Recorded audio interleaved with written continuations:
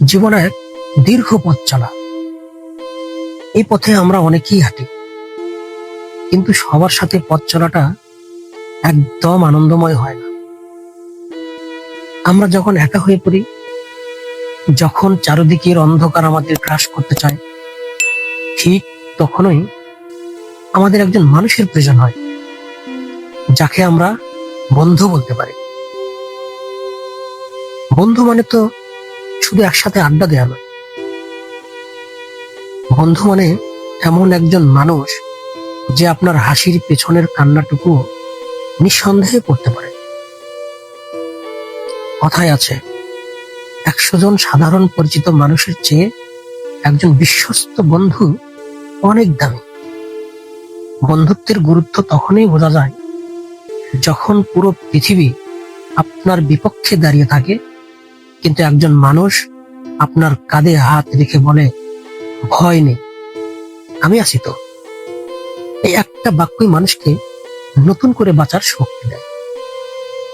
আসলে কি জানেন, বন্ধুত্ব হলো এমন একটি আশ্রয়স্থল যেখানে কোনো বিচার থাকে না, শুধু আছে ভালোবাসা এবং নিঃস্বার্থ ভালোবাসা।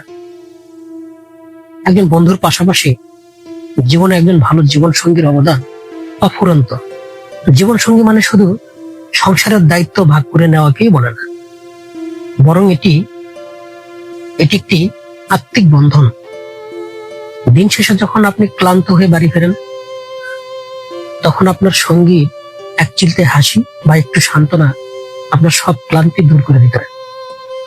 একজন ভালো সঙ্গী আপনাকে শুধু ভালোবাসেই না, বরং আপনার স্বপ্নগুলোকে সত্যি করার জন্য আপনার সবচেয়ে বড় শক্তি হয়ে দাঁড়ায়।